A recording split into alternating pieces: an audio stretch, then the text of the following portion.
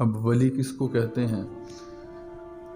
تو ولی مددگار کو بھی کہتے ہیں، لیکن یہاں پہ بمعنی دوست ہے۔ تو کہا جب کوئی اللہ کا ہو جائے تو پھر اللہ اس کا ہو جاتا ہے۔ اب ولی بنتا کیسے ہے؟ کسی نے کہا تقوی کا نور جس کو نصیب ہو جائے وہ ولی ہوتا ہے۔ اب تقوی کیسے ملے گا؟ تو وہ دل کی پاکیزگی سے ملے گا، دل کی ستھرائی سے ملے گا۔ اپنے دل کو اللہ کے ذکر کے ساتھ مربوط کر لینے کا نام تقوی ہے، یعنی اس کے دل کے اندر ہر وقت اللہ کا ورد جاری ہو، اٹھتے بیٹھتے سوتے جاگتے چلتے پھرتے وہ اپنے رب کا ذکر کرے۔ آنکھیں سو جائیں لیکن دل نہ سوئے۔ اور یاد رکھیے گا، اللہ نے انسان کو جو بدن عطا کیا ہے اس کو دو چیزیں عطا کی، ہاتھ بھی دو ہیں، پاؤں بھی دو ہیں، ناک کے نتھنے بھی دو ہیں، کان بھی دو ہیں، لیکن دل ایک کیوں عطا کیا؟ جب باقی چیزوں کا جوڑا بنایا تھا تو پھر دل کا بھی جوڑا ہوتا۔ دل کو واحد کیوں تخلیق کیا گیا؟ وہ اس لیے کہ اللہ کو یہ گوارا ہی نہیں ہے کہ میرے ہوتے ہوئے کوئی اور دل کے اندر آ کے رہے۔ جب میں ہوں تو دل میرا ہے، صرف دل کے اندر اس کی یاد رہے گی، لیکن ہم سے جو غلطی ہوئی وہ یہ ہوئی کہ ہم نے اس دل کے اندر کسی اور کو جگہ دے دی۔ جب کسی اور کو رکھا تو پھر راتوں کے رت جگے، بے سکونی، بے چینی اور اضطراب، نفرت، حسد، حقد، کینہ، بغض، نفاق، صعوبتیں، رنجشیں، گلے، شکوے، شکایتیں یہ دل کے اندر آ کے رہنے لگی۔ پھر مجھے بتائیے کہ جب اس دل کے اندر یہ سب کچھ ہوگا تو کیا ان کے ہوتے ہوئے میرا رب آئے گا؟ ہمارے گھر میں کسی مہمان نے آنا ہو تو ہم تو گھر کی صفائی کرتے ہیں مہمان کی نوعیت کے حساب سے۔ اگر تو فارمیلٹی پوری کرنی ہے تو پھر اس کو بس اچھی جگہ پہ بٹھا دیا جائے گا، کھانا پیش کر دیا جائے گا۔ لیکن اگر مہمان کی طبیعت سے بھی واقف ہوں کہ وہ نفیس آدمی ہے، وہ اس کی طبع جو ہے وہ بڑی خوبصورت ہے، وہ گندگی کو پسند نہیں کرتا، وہ جو ہے بے ہنگم کام اس کو اچھے نہیں لگتے، تو اس کی نوعیت کے حساب سے گھر کی تیاری کی جاتی ہے اور اس کو ایسے کمرے میں بٹھایا جاتا ہے جہاں پہ بہت زیادہ صفائی ستھرائی کا اہتمام ہو۔ عمومی طور پہ گھروں کے اندر چیزیں بے ترتیب پڑی ہوتی ہیں، اور ظاہری بات ہے جہاں پہ بندے نے رہنا ہے وہاں پہ سونا ہے، جہاں پہ سوئے گا تو پھر سونے کے بعد اس کو پتہ نہیں، وہ تو موت کی آغوش کے اندر ہے، تو چیزیں بے ترتیب ہوتی ہیں۔ لیکن اس کے باوجود جو ہے صفائی کا اہتمام کیا جاتا ہے تاکہ اس کو اچھی طرح سے جو ہے استقبال کیا جائے، اس کو کھانا پیش کیا جائے، اس کی محبتیں جو ہیں وہ سمیٹی جا سکیں۔ جب بالکل معمولی سا مہمان آئے تو پھر تو بندہ صفائی کا اتنا اہتمام کرے۔ مجھے بتائیے جس دل میں رب نے آنا ہو اس دل کو گندہ ہی چھوڑ دیں، اس کو کبھی صاف ہی نہیں کیا، اس کی کبھی پرواہ ہی نہیں کی۔ اللہ اکبر! اس لیے شاید کہا تھا دل کالے نالو منہ کالا چنگا، پر جے کوئی رمز پچھانے ہو۔ اللہ اکبر! فرماتے ہیں تمہارا منہ کالا ہو اس کی فکر کوئی نہیں ہے، لیکن اگر تمہارا دل کالا ہو گیا تو پلے کچھ نہیں بچے گا۔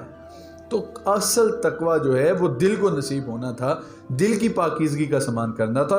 اللہ تو واضح طور پہ ارشاد فرماتا ہے تمہارا اللہ پاک ہے اور پاک چیزوں کو پسند کرتا ہے۔ تو پھر ہم دل کے اندر ناپاک چیزیں سما کے رکھیں، ناپاک چیزوں کو جگہ دے کے رکھیں، تو پھر مجھے بتائیے کہ دل کے اندر اللہ کا ڈیرا کیسے لگے گا؟ ہمیں تو یہ سکھایا گیا تھا اے دل حجرہ رب سچے دا۔ اللہ اکبر!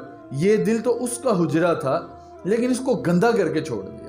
تو پھر مجھے بتائیے کہ رب کی تجلیات اس کے اندر کیسے آتی، پھر ہمیں تقوی کا نور کیسے نصیب ہوتا؟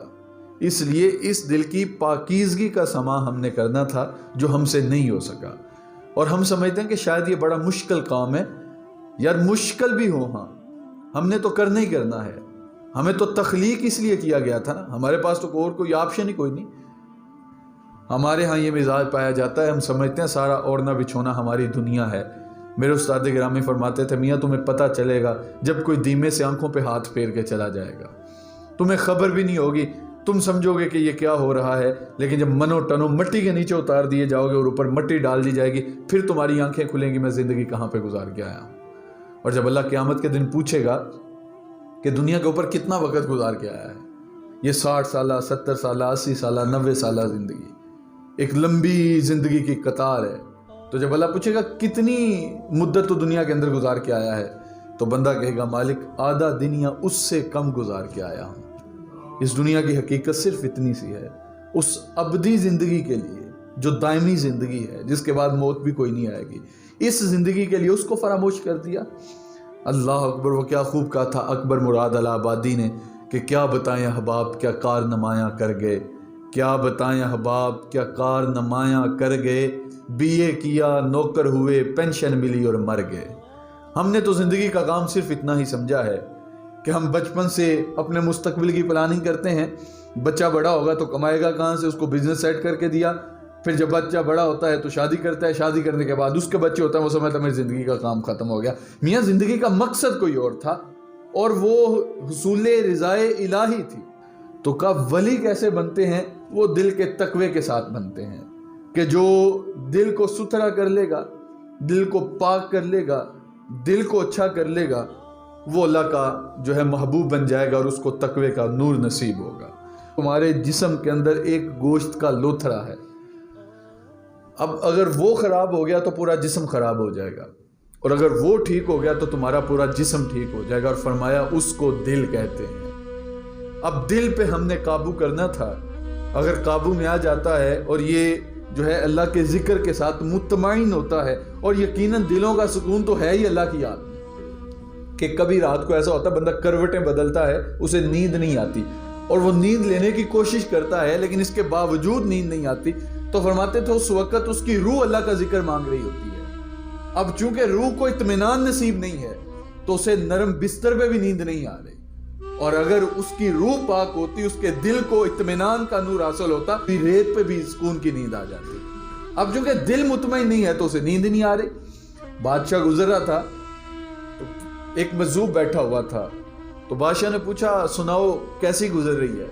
بادشاہ نے تو حقیرانہ نظر سے پوچھا نا کہ میں عیش و عشرت کی زندگی گزارتا ہوں, جب میں آتا ہوں تو خدام پھول لے کے کھڑے ہوتے ہیں, 60 بندے آگے استقبال کے لیے, 150 بندہ میرے ساتھ ہے, کسی چیز کی مجھے پرواہ کوئی نہیں. تو بادشاہ کہنے لگا سناؤ کیسی گزرتی ہے. تو اس نے کہا بادشاہ اللہ کا شکر ہے, کچھ تیرے جیسی گزرتی ہے, کچھ تیرے سے بہتر گزرتی ہے. تو بادشاہ حیرت زدہ ہو گیا کہ میرے جیسی گزر رہی ہے, یہ حیرانگی والی بات, اور میرے سے بہتر گزر رہی ہے, یہ تو ناممکن بات ہے. تو بادشاہ نے کہا کہ بتاؤ میرے جیسے کیسے گزری ہے اور میرے سے بہتر کیسے گزرتی ہے. اس نے کہا بادشاہ جب تو نیند کے بستر پہ جاتا ہے, تجھے نیند آتی ہے, تو پھر تجھے نہیں پتا تو کہاں پہ ہوتا ہے. وہ مخملی بستر, وہ پھولوں کی پتیاں, جب تجھے نیند آ جاتی ہے پھر تجھے پتہ ہی نہیں ہوتا تو کہاں پہ ہے. اور جب میں ریت کے ٹیلے پہ سوتا ہوں, مجھے نیند آتی ہے, مجھے بھی نہیں پتا میں کہاں پہ ہوتا ہوں. تو یہ تو تیرے برابر جیسی گزر رہی ہے. اس نے کہا پھر میرے سے بہتر کیسے گزرتی ہے. اس نے کہا بادشاہ جب تہجد کے لمحے آتے ہیں تو لمبی تان کے سویا ہوتا ہے, اور میں ٹھنڈے پانی سے وضو کر کے رب کے حضور سجدہ کرتا ہوں, یہ تیرے سے بہتر گزرتی ہے. تو اثر تو دلوں کا تقوی تھا, اللہ جس کو نصیب کر دے. اصل اللہ تقوی کا نور جس کے دل کو نصیب کر دے وہ پھر اللہ کا ولی بن جاتا ہے. اللہ اکبر. تو کہا پہلی بات تو جو اپنے دل کو قابو میں کر لے اور دل کو ستھرا کر لے, دل کو پاکیزہ کر لے, اللہ اس کو تقوی کا نور عطا کر دے گا. اور یہ بات لازم نہیں کہ آپ دنیا سے کٹ کے ہی تقوی کا نور حاصل کر سکتے ہیں. آپ جو بھی کام کریں ہاں اس کا انجام اچھا ہو, آپ کی نیت اچھی ہو. ایک عالم دین کسی کے گھر کے اندر گیا تو گھر کے اندر روشن دان تھا. تو اس نے پوچھا کہ میری بہن یہ روشن دان تو نے کیوں رکھا ہے؟ تو کہنے لگی کہ اس لیے تاکہ اس سے روشنی آئے اور تازہ ہوا آئے. اس نے کہا بہت اچھی بات ہے, لیکن اگر تو تھوڑی سی نیت بدل لیتی تو کیا ہی خوب تھا. اس نے کہا وہ کیا؟ کہا روشن دان تو نے رکھا ہے, ہوا اور روشنی تو آئے گی ہی آئے گی, لیکن اگر تو ساتھ نیت شامل کر لیتی کہ اس سے اذان کی آواز بھی آئے گی تو اللہ تجھے ثواب بھی دیتا رہتا. اس لیے نیت کا قبلہ تھوڑا سا درست کر لیں. کام وہی ہے. ایک موچی تھا جوتے سلائی کرنے والا, اس کے پاس ایک صاحب نظر آیا. اس نے دیکھا کہ اس کے دل کو اللہ نے تقوی کا نور دیا ہے, تو اس نے پوچھا کہ تو کون سا نیک عمل کرتا ہے کہ اللہ نے تیرے دل کو تقوی کا نور دیا ہے؟ تو وہ موچی کہنے لگا میں تو کوئی نیک عمل نہیں کرتا, معمول کی نمازیں ہیں جو میں پڑھتا ہوں, فرائض جو ہے میں ادا کرتا ہوں, زکوٰۃ میرے پہ ویسے واجب نہیں ہے, حج میرے پہ واجب نہیں ہے, میں ذات کا فقیر ہوں, اور یہ ہے کہ کسی کے آگے ہاتھ نہیں پھیلاتا, جوتے سلائی کر کے لوگوں کے تو اپنے گھر کی روٹی چلاتا ہوں. تو اس نے کہا میں دیکھ رہا ہوں کہ تو جو ہے تقوی کے نور میں بڑا اعلیٰ ہے، تو اس کی وجہ کیا ہے؟ اس نے کہا کوئی بھی ایسا کام نہیں۔ پھر کہنے لگا ہاں مجھے یاد آیا کہ جب جوتا سلائی کروانے کے لیے میرے پاس کوئی آتا ہے تو قیمت تو میں پہلے ہی طے کر لیتا ہوں کہ اس کے 2 آنے لوں گا، اس کے 4 آنے لوں گا، قیمت تو طے ہو گئی، وہ تو مجھے ملے گی ہی ملے گی، لیکن ساتھ نیت یہ کر لیتا ہوں جوتا صحیح کرتے وقت کہ میں اس کا جوتا اس لیے ٹھیک کر رہا ہوں کہ جس نبی کا میں کلمہ پڑھتا ہوں یہ بھی اسی نبی کا کلمہ پڑھتا ہے۔ تو کہا بس اللہ نے اسی وجہ سے تجھے اپنا قرب نصیب کر دیا، تھوڑا سا نیتوں کا قبلہ درست کر دیا۔ اللہ اکبر۔ اور ایک بات اگر آپ پلے باندھ لیں، میں اپنے پلے باندھ لوں، تو بہت ساری خرابیوں سے بچا جا سکتا ہے۔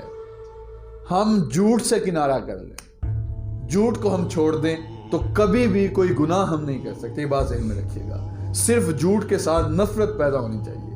حضور ارشاد فرماتے ہیں جب کوئی بندہ مومن جھوٹ بولتا ہے تو اس کے منہ سے ایک بدبو نکلتی ہے، جس بدبو کی وجہ سے رحمت کے فرشتے 2 میل دور تک چلے جاتے ہیں۔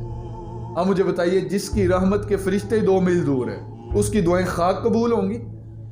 پھر وہ شکوے جتنے مرضی کرے ہیں میری دعا قبول نہیں ہوتی، پریشانی پہ پریشانی ہے۔ ایک جھوٹ بولنے سے فرشتے اتنے دور جا رہے ہیں، ذرا میں اور آپ غور کریں کہ ہم دن کے اندر کتنے جھوٹ بولتے ہیں۔ پھر رحمت کے فرشتے آئیں کہاں سے؟ پھر اللہ کی رحمت اترے کیسے؟ اللہ کا کرم کیسے نازل ہو؟ تو کہا دل کو قابو میں کر لو، اس سے تمہیں تقوی کا نور نصیب ہو جائے گا۔ تم جہاں بھی ہو، جو کام بھی کر رہے ہو، تمہاری نیت درست ہونی چاہیے، تو اللہ تمہیں ثواب بھی دے گا اور تمہارا وہ کام بھی ہوتا رہے گا۔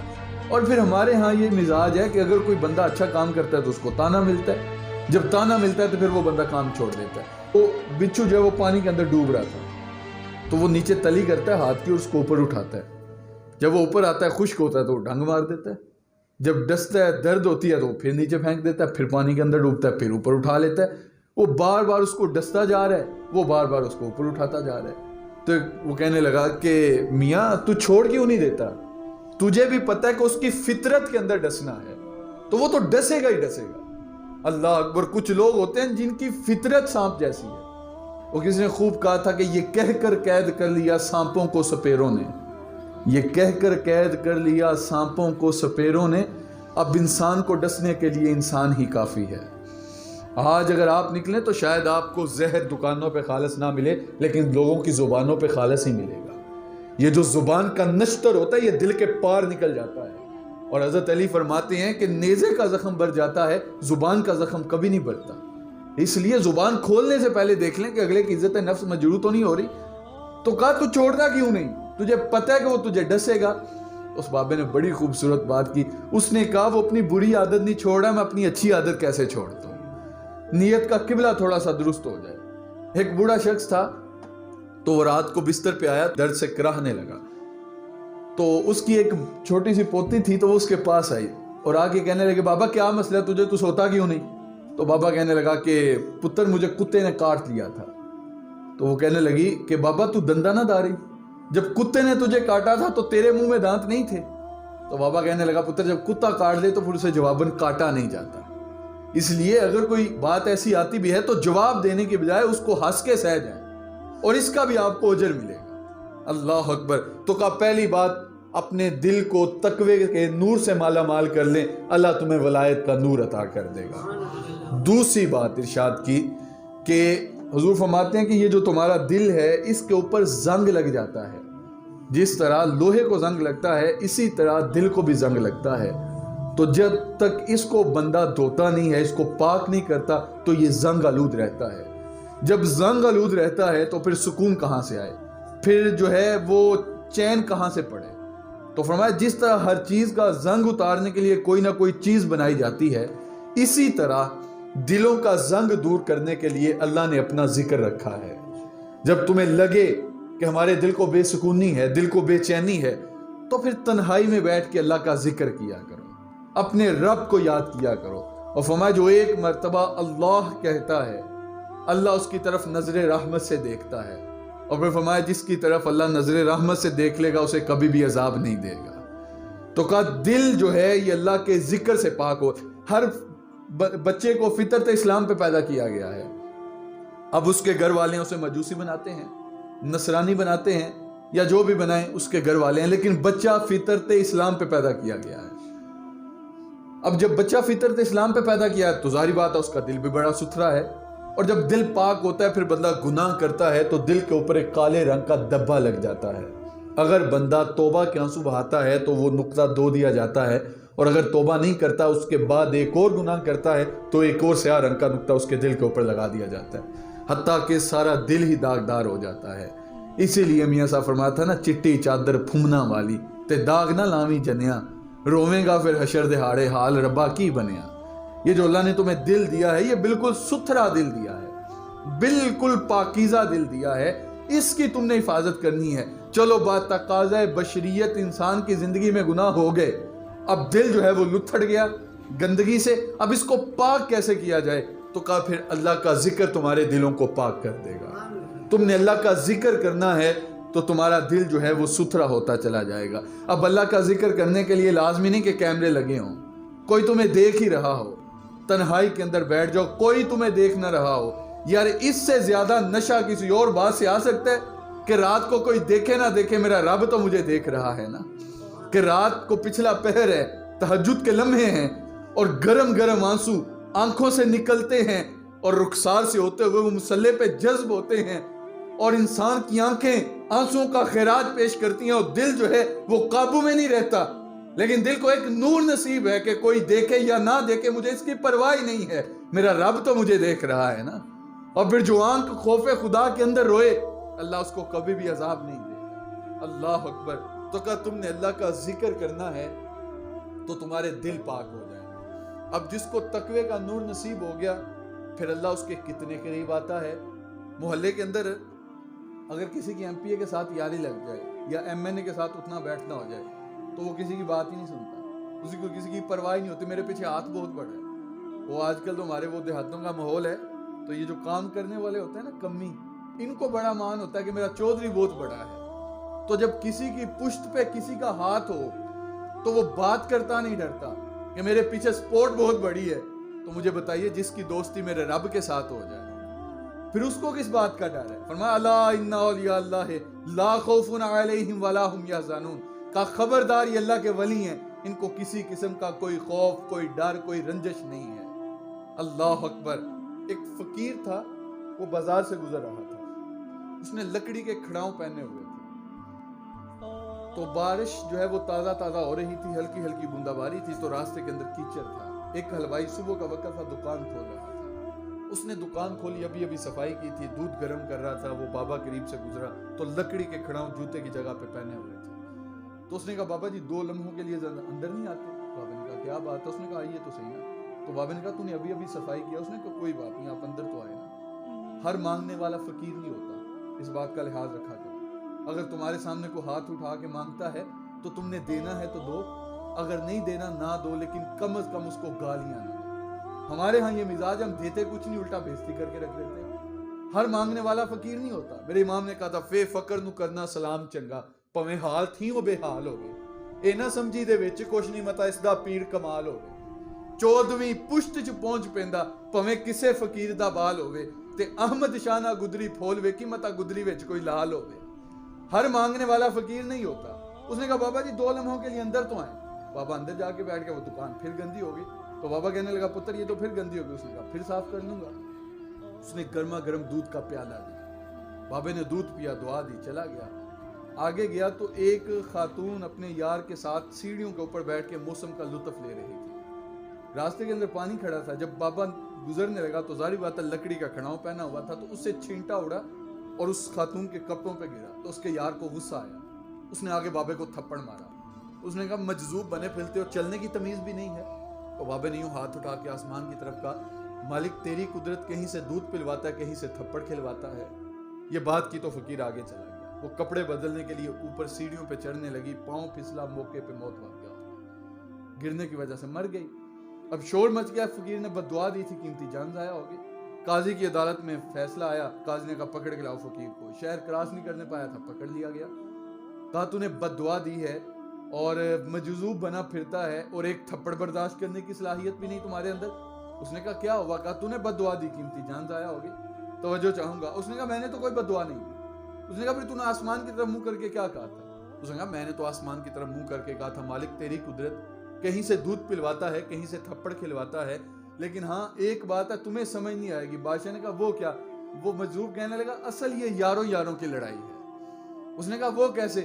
اس نے کہا میرے کھڑاؤں سے چھینٹا اڑا، اس کی محبوبہ کے کپڑوں پہ گرا، اس کے یار کو غصہ آیا، اس نے مجھے تھپڑ مارا، پھر میرے یار کو بھی غصہ آ گیا، تو اس کا یار جو کر سکتا تھا اس نے کیا، میرا یار تو علی کل شیء قدیر ہے۔ حضرت عبد القادر جیلانی رضی اللہ تعالی عنہ کے پاس سے خاتون آئی اور آ کے کہنے لگی کہ دعا کریں، میرے مقدر میں اولاد نہیں ہے تو اللہ مجھے بیٹا عطا کرے۔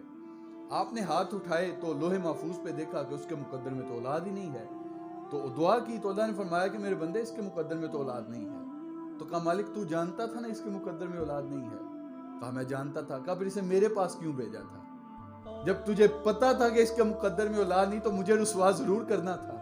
تو اللہ نے اس کے صدقے میں اس خاتون کو بیٹا عطا کر دیا۔ تو کہا جب کوئی اللہ کا ہو جاتا ہے تو پھر اللہ اس کا ہو جاتا ہے، پھر اسے در در مانگنے کی ضرورت نہیں رہتی۔ یہ جو ہمارا بر صغیر پاک و ہند کا نظام ہے، یہ خانقاہی نظام ہے۔ ہمارے بر صغیر پاک و ہند کے اندر اللہ کا کوئی نبی نہیں آیا، کوئی صحابی بھی نہیں آیا۔ یہاں پہ اللہ کے ولی آئے تھے جنہوں نے اپنے کردار کے ساتھ لوگوں کو دین دیا تھا۔ حضرت بابا فرید الدین روزے کی حالت سے ایک ہندو خاتون آتی ہے اور وہ کوئی چیز لے کے آئی اور کہنے لگی بابا جی یہ تھوڑا سا لے لینا تو ہمارے لیے تبرکن ہو جائے گا۔ تو بابے نے تھوڑا سا پکڑا، کھا لیا۔ جب وہ چلی گئی تو پیچھے سے مرید جس نے سحری کروائی تھی وہ کہنے لگا حضرت شاید آپ کو یاد نہیں کہ آپ کا روزہ تھا۔ آپ فرمانے لگے میاں مجھے یاد تھا کہ میرا روزہ ہے۔ کہا پھر توڑا کیوں؟ کہا وہ خاتون آئی تھی نا، نفلی روزہ تھا، تو نفلی روزہ تھا، ٹوٹ گیا، بعد میں اس کی قضا کر لوں گا، لیکن اگر اس کا دل ٹوٹ جاتا تو اس کی قضا کیسے ممکن ہوتی؟ تو یہ اولیاء تھے جنہوں نے کردار کے ساتھ لوگوں کو دین دیا، بلکہ نظام الدین اولیاء نے تو اپنی خانقاہ کے باہر لکھ کے لگوایا تھا آنے والے سے اس کی ذات نہ پوچھی جائے، آنے والے سے پوچھا جائے اسے حاجت کس چیز کی ہے، اسے ضرورت کس چیز کی ہے۔ تو جب اولیاء نے یہاں پہ آ کے دین پہنچایا تو پھر لوگوں نے محبتیں پیش کی، لوگوں نے عقیدتیں دی۔ اقبال نے کہا تھا نا یہ جو طریقت کا رشتہ ہوتا ہے یہ خون کے رشتوں سے اہم رشتہ ہوتا ہے۔ بندے کو جب اپنا کوئی پیر بھائی ملتا ہے تو اس کو جو خوشی ہوتی ہے وہ صرف وہی جان سکتا ہے، تو کہ یہ خون کے رشتوں سے اعلیٰ ہوتا ہے۔ تو جب انہوں نے دیکھا کہ لوگوں نے پیروں کو عزتیں بڑی دی، پیروں کو احترام بڑا دیا ہے، پیروں کے ساتھ عقیدت بڑی ہے، تو پھر معاشرے کے اندر 2 نمبر پیر نکلے، انہوں نے لوگوں کی عقیدتوں سے کھیلنا شروع کیا۔ اب چونکہ ان کا احترام جو ہے وہ ہمیں ہمارے بزرگوں نے سکھایا تھا، تو پھر 2 نمبر پیر معاشرے کے اندر آ گئے۔ اور یہ بھی میں آپ کو بتاؤں، ہمارے ہاں یہ مزاج پایا جاتا ہے کہ پیر کی جو نسل ہوتی ہے وہ ساری پیر ہی بن جاتی ہے، ہر پیر کا پتر بھی پیر نہیں ہوتا۔ یہاں پہ تو پیر کی بات ہو رہی ہے، ذرا پیچھے پلٹ کے جائیں، حضرت نوح علیہ السلام سے کہہ دیا کہ آپ کا بیٹا آپ میں سے ہے ہی نہیں، وہ تو اللہ کے نبی تھے، پیر نہیں تھے، اور بیعت کرنا کوئی واجب ہی نہیں ہے۔ ایک بندہ ساری زندگی بیعت نہیں کرتا تو کیا وہ گناہگار ہو گیا؟ کیسی کیسی باتیں سننے کو ملتی ہیں، جس کا پیر کوئی نہیں اس کا پیر شیطان ہے۔ خدا کا خوف کرو یار، بیعت کرنے کا مقصد کیا ہے؟ حضرت عبد القادر جیلانی فرماتے ہیں بیعت کرنے کا مقصد اور پیر کا کام صرف اتنا ہے کہ وہ سالک کا ہاتھ جب اپنے ہاتھ میں لیتا ہے تو چونکہ پیر کا دل ستھرا ہے تو اپنے سالک کا دل صاف کرے اور اس کی زبان پہ اللہ کا ورد جاری کروائے۔ جب اللہ کا ورد جاری ہو گیا اب اس کو دور سے اشارہ کرے میاں وہ گنبد خضرا تیری منزل ہے۔ لیکن یہاں تو پیر خدا بن کے نہیں بیٹھ جاتے، پیر کہتے ہیں ہمیں پوجو، نماز پڑھو نہ پڑھو اس کی پرواہ کوئی نہیں ہے، تمہاری ہو گئے، بس تم نے بیعت کر لیا جنت کا پرمٹ لے لو۔ پیر بیعت کر کے جنت کی ٹکٹ دے دیتا ہے، لیکن آؤ تمہیں پیر آنے پیر کی چوکھٹ پہ لے کے جائیں۔ حضرت امام جعفر صادق رضی اللہ تعالیٰ عنہ ایک دن اپنے حلقہ ارادت میں بیٹھے مریدوں سے کہتے ہیں آج کام کی بات نہ کریں؟ انہوں نے کہا حضور ضرور کیجئے۔ کہا پھر وعدہ کرو جو جنت میں جائے گا وہ سب کو ساتھ لے کے جائے گا۔ پاؤں تلے سے زمین نکل گئے، حضور ہم تو آپ کے آسرے پہ بیٹھے ہیں۔ آپ فرمانے لگے تم جانتے نہیں آخرت کے معاملے بڑے سخت معاملے ہیں۔ تو یہاں تو پیر بیعت کرنے کے بعد جنت کی ٹکٹ دے دیتا ہے نا، اور پھر اوپر سے اس طرح کے جاہل مرید ہمارے اتنا لوگ جا رہے ہیں اس کے پاس کچھ ہے تو جا رہے ہیں نا۔ ہمارے ہاں یہ معیار بنا لیا گیا ولایت کو، حالانکہ یہ تو کوئی قاعدہ ہی نہیں تھا ولایت کو دیکھنے کا۔ اللہ تو فرماتا ہے انما اکرمکم عند اللہ اتقاکم، تم میں سے اللہ کے نزدیک عزت والا وہ ہے جو تقوی والا زیادہ ہے۔ یہ معیار تو اللہ نے بیان ہی نہیں کیا کہ جس کے پاس لوگ یہ زیادہ وہ تقوی والا ہے، یا جس کے پاس ہجوم لگے وہ بندہ عزت والا ہے۔ اللہ تو فرماتا ہے جس کا دل تقوی والا ہے وہ بندہ عزت والا ہے۔ اور اگر یہ معیار بنا لیا جائے کہ اتنے بندے جا رہے ہیں، کچھ ہے تو جا رہے ہیں نا. تو پھر میں آپ سے پوچھتا ہوں، جو مندروں کے اندر جا کے منتیں مانتے ہیں، کہ ان کی منتیں وہاں پہ پوری نہیں ہوتی؟ جو وہاں پہ جا کے سجدے کے اندر سر رکھ کر بتوں کو پوجتے ہیں، تو کیا ان کو مرادیں وہاں سے نہیں ملتی؟ تو پھر بتوں کو ماننا شروع کر دیں. کوئی ہے تو جا رہے ہیں نا. اتنے لوگ جا رہے ہیں، وہاں سے منتیں پوری ہوتی ہیں، تو پھر بتوں کو ماننا شروع کر دیں. یہ تو معیار ہی نہیں ولایت کا، یہ تو کوئی قاعدہ ہی نہیں تھا ولایت کا. اللہ اکبر. اور پھر ہر وہ 2 نمبر پیر، وہ بغیرت، وہ باغی شریعت، وہ عورتوں سے بغل گیر ہونے والا، وہ داڑھی منڈا لمبی لمبی مونچھوں والا، وہ گدی نشین ہو کے بیٹھ جاتا ہے. تو پوچھا جائے آپ اس کو کیوں مانے؟ اس کا والد بہت بڑا پیر تھا. تو میاں اگر والد کی وجہ سے بیٹے کو مانا جائے تو کیا ہم سب حضرت آدم کی اولاد نہیں ہیں؟ ہم اللہ کے نبی کی اولاد نہیں ہیں؟ تو پھر ہماری عزت کیوں نہیں؟ ہماری تکریم کیوں نہیں؟ یہ ایک عجیب سا قاعدہ ہے جو پھر انہوں نے اپنے درباری نعت خواں ایسے رکھے جو لوگوں کو بے عملی کا درس دینے لگے. اور پھر باقاعدہ بندے انہوں نے، اللہ معاف کرے، وہ مزدوری پہ رکھے ہوتے ہیں جن کا کام ہی صرف یہ ہوتا ہے لوگوں کو کرامتیں سنانی ہیں. اور اتنی کرامتیں بیان ہوتی ہیں کہ شاید عبد القادر جیلانی کی بھی اتنی کرامتیں نہ ہوں. اور پھر پوچھا جائے آپ کے پیر کی کرامت ہوگا 6 ماہ پیر صاحب نہائے نہیں. اور میاں یہ تو بدبختی والی بات تھی، یہ کرامت تھوڑی تھی. لیکن اس کو بھی کرامت بنا دیا جاتا ہے. اور جس سے کہ جسم سے بدبو آتی ہے اور جس کو دیکھنے کو جی نہیں چاہتا، طبیعت کراہت محسوس کرتی ہے، لوگ اس کے جھوٹے کو جو ہے وہ تبرک سمجھ کے لیتے ہیں. اور کیا کچھ تماشے نہیں لگائے جاتے؟ پیر گالیاں نہیں دیتے؟ پیر جو ہے وہ بے پردہ نچواتے نہیں ہیں؟ یہ آپ سب جانتے ہیں کیا کیا تماشے لگایا جاتا ہے. پھر اس کا نقصان کیا ہوتا ہے؟ ہمارے مسلک کو نقصان ہوتا ہے. پھر جس کو کوئی قبول نہیں کرتا اس کو سنیوں کے کھاتے میں ڈال دیا جاتا ہے. یہ سنی ہے. میاں اصل سنی تو تم نے دیکھی ہی نہیں. جن سے مل کر زندگی سے عشق ہو جائے وہ لوگ شاید آپ نے دیکھے نہ ہو، مگر کچھ ایسے بھی ہیں. میرے سلسلے کے امام حضرت شاہ نقشبند بخاری علیہ رحمہ، آپ کے پاس کوئی مرید آگے کہنے لگا حضرت آپ کی کوئی کرامت، تو آپ فرمانے لگے اس سے بڑی کرامت اور کیا ہو سکتی ہے کہ اتنے گناہوں کے باوجود زمین پہ چل رہا ہے اور زمین مجھے اپنے اندر دنسا نہیں لیتی. یہ کرامت نہیں تو اور کیا ہے؟ تقویٰ تو یہ تھا. اللہ اکبر. حضرت داتا صاحب نے کشف المعجوب کے اندر ایک واقعہ لکھا حضرت علی الخواص کا.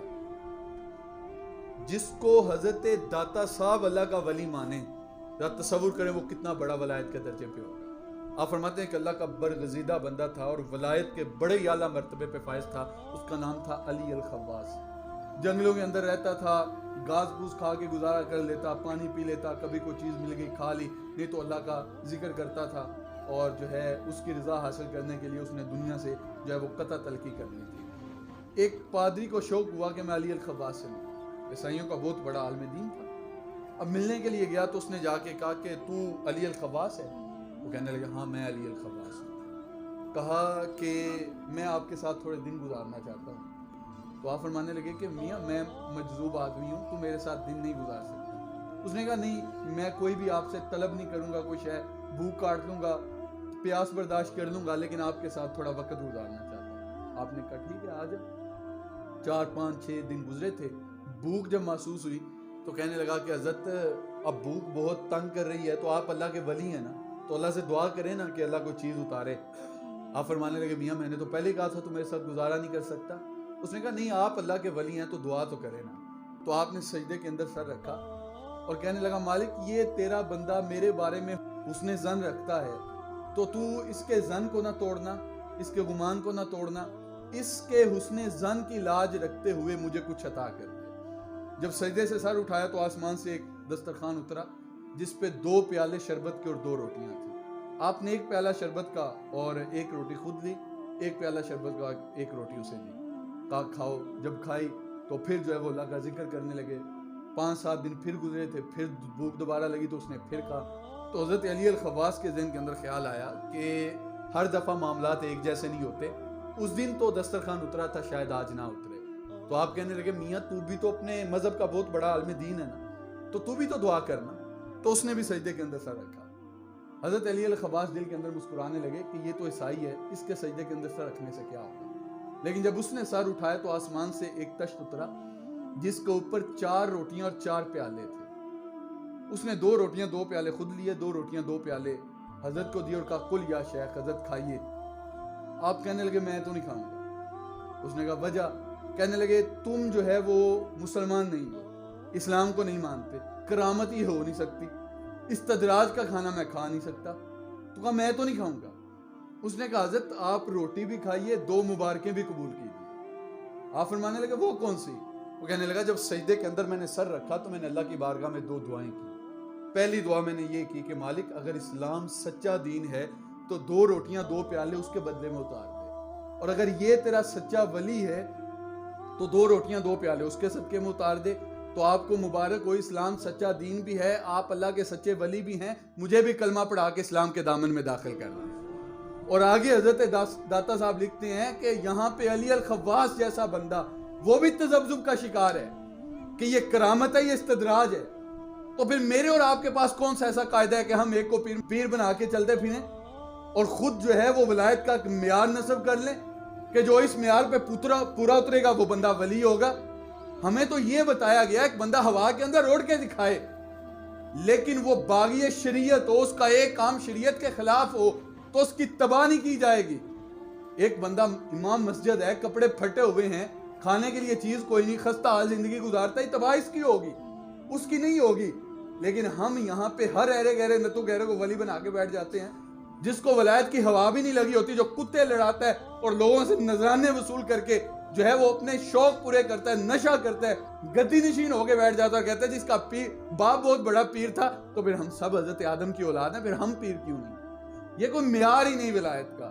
اللہ اکبر. اقبال جب لاہور کے اندر آیا تو وہاں پہ پیر صاحب سے ملاقات کرنے کے لیے ایک مرید بھی آیا, تو پیر صاحب سے اس نے دعا کے لیے کہا. اب ہمارے ہاں چونکہ خانقاہی نظام ہے تو امیر بھی آتے ہیں, غریب بھی آتے ہیں پیر کے پاس. پیر کا کام تو صرف راہ ہدایت دکھانا تھا.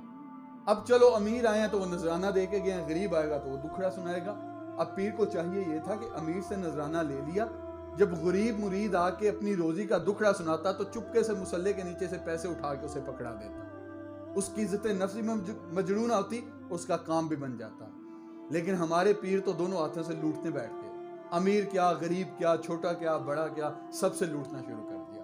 اور بدلے میں دے کیا رہے ہیں؟ بے عملی کا درس, شریعت سے بغاوت, جنت کے ٹکٹ, رسول اللہ کی غلامی سے آزادی, یہ بدلے میں ہمیں سکھایا جا رہا. ہم پیسے دے کے ان کو لے رہے ہیں.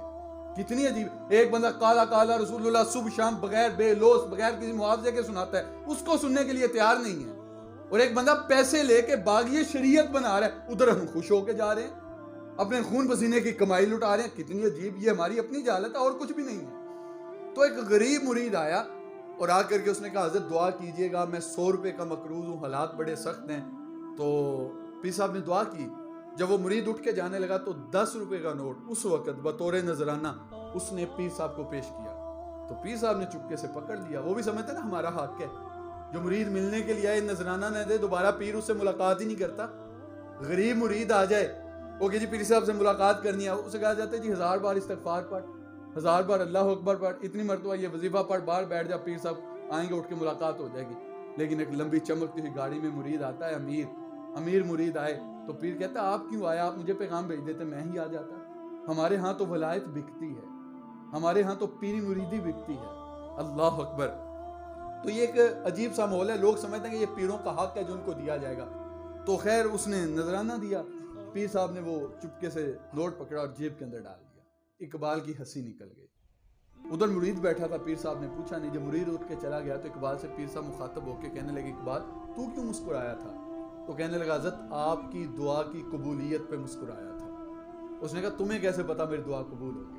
اس نے کہا جب آپ کے پاس آیا تھا تو 100 کا مقروض تھا, جب اٹھ کے گیا تو 110 کا ہو چکا تھا. یہ دعا کی قبولیت نہیں توڑ کیا تھا, وہ تمہیں دکھڑا سنانے آیا تھا, 10 تم اسے دیتے باقی اس کے 90 رہ جاتے, لیکن تم نے وہ 10 بھی قبول کر لیے. چلو پاس سے نہیں دینے تھے, اسے وہی 10 واپس کر دیتے, میاں جا کے یہ قرضہ اتار. وہاں پہ اقبال نے کہا تھا ہم کو تو میسر نہیں مٹی کا دیا بھی, اور گھر پیر کا بجلی کے چراغوں سے ہے روشن. کم بزن اللہ جو کہہ سکتے تھے رخصت ہوئے, خانقاہوں پہ رہ گئے مجاور اور گور کن. میراث میں آئی ہے مسند ارشاد ان کو, زاغوں کے تصرف میں عقابوں کا نشیمن. نذرانہ نہیں سود ہے یہ پیران حرم کا, ہر خرقہ سالوس کے اندر ہے مہاجن. شہری ہو دیہاتی ہو مسلمان ہے سادہ, مانندے بتاں پوجتے ہیں کعبے کے برہمن. پھر خدا بن کے پوجنے لگ گئے اور کہتے صرف ہماری پوجا کرو، ہم تمہیں خود ہی بخشوا کے لے کے جائیں گے۔ تو اس خوش اعتقادی سے نکلیں، اس ذوق الاعتقادی سے نکلیں، اپنی خودی کو پہچانیں اور ایسے جاہلوں کا دامن چھوڑ دیں۔ اور کسی نے کہا تھا نگہباں بن کے جو اہل چمن کی آبرو لوٹے، چمن والو عقیدت چھوڑ دو ایسے نگہباں کی۔ ان سے کہو ہمیں تمہاری کوئی ضرورت ہی نہیں ہے، تم دفع ہو جاؤ۔ اور پھر کہا جاتا ہے جی پیر صاحب کے چہرے پہ نور بھرا ہے، جس کے کمرے میں بھی اے سی، جس کی گاڑی میں بھی اے سی، جسے کمرے سے لے کے گاڑی میں داخل ہونے تک درمیانی رستے میں گرمی لگے، جس نے کام خود کوئی نہیں کیا، جسے نوالے بھی توڑ کے دیے جائیں، 3 وقت جس کو کھانے کے لیے گوشت ملے، کام کوئی نہیں کرنا، اچھے کپڑے پہنے، تو اس کے چہرے پہ نور نہیں ہوگا تو اور کیا ہوگا؟ ہمارے کرتے تھے کہ اتنا تو کسی کٹے کو کھلائیں تو اس پہ بھی نور آ جاتا ہے۔ اور فرماتے تھے اگر پیر کی نورانیت دیکھنی ہو نا تو اس کو کدال پکڑا کے صبح پہلی کے اندر لگا دینا، شام تک ساری نورانیت باہر نہ نکل آئے تو ہمیں پکڑ لینا۔ عجیب سا مزاج پیدا کر دیا گیا۔ تو ہمارے برصغیر پاک و ہند کے اندر خانقاہی نظام ہے۔